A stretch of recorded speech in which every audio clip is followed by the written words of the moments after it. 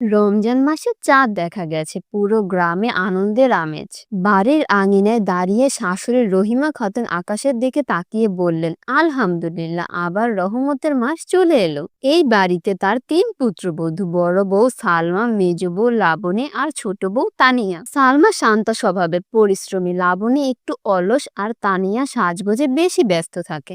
রমজানের আগের দিন রহিমা খাতুন ডাক দিলেন, শোনো বৌমারা, কাল থেকে রোজা, ঘর দোর পরিষ্কার করে নাও। রমজান শুধু না খেয়ে থাকা নয়, মনকেও পরিষ্কার করতে হয়। সালমা সাথে সাথে ঝাড়ু হাতে নিল। লাবণী বলল, আমার মাথাটা ধরেছে। তানিয়া আয়নার সামনে দাঁড়িয়ে বলল, আমি একটু পরে আসছি মা। সালমা একাই সারাদিন কাজ করলো, কিন্তু কারো নামে অভিযোগ করলো না, শুধু মনে মনে বলল, হে আল্লাহ, সবাইকে হেদায়েত দাও। প্রথম রোজার দিন সেহরির সময় তিনজনই উঠলো, কিন্তু সবার মন এক ছিল না। দুপুরের দিকে লাবণী বিছানায় শুয়ে মোবাইল দেখছে, তানিয়া চুপি চুপি রান্নাঘরে গিয়ে বিস্কুট খেয়ে নিল। সে ভাবলো, কেউ তো দেখছে না, কিন্তু দরজার আড়াল থেকে বড় বউ সালমার ছোট্ট ছেলে রাফি সব দেখে ফেললো। সে চুপচাপ চলে গেল।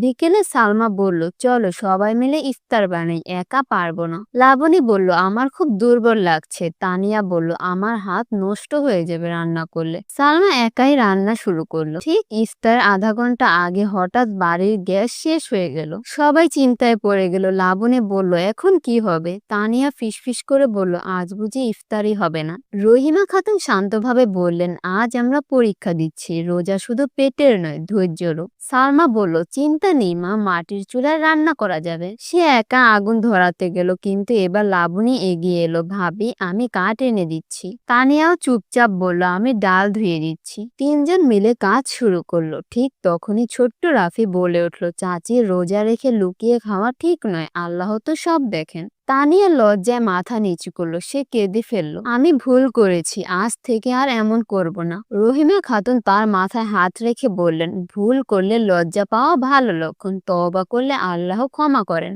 আজান হলো, সাধারণ খিচুড়ি আর ডাল দিয়ে ইফতার হলো, কিন্তু আজকের ইফতার ছিল সবচেয়ে মিষ্টি, কারণ সবাই একসাথে পরিশ্রম করেছে। খাওয়ার পর রহিমা খাতুন বললেন, রমজান আমাদের শেখায় ধৈর্য, একতা, সত্যবাদিতা, পরিশ্রম। যার রোজা তাকে বলে দেয় সেই রোজাই আসল রোজা। পরদিন ভোরে দেখা গেল লাবণী নিচ থেকে পানি গরম করছে, তানিয়া রান্নাঘরে সালমাকে সাহায্য করছে। সালমা অবাক হয়ে বলল, আজ তোমরা এত সকালে? তানিয়া হাসলো, আমরা শিখেছি সংসার মানে সবার দায়িত্ব। লাবণী বলল, রমজান না এলে হয়তো আমরা বদলাতাম না। এভাবেই পুরো রমজান মাস 3 বউ একসাথে কাজ করে, নামাজ পড়ে, কোরআন তেলাওয়াত করে এবং সংসারে শান্তি ফিরে আসে। রহিমা খাতুন খুশি মনে বললেন, এই তো চাইছিলাম, একটা বদলে যাওয়া মন।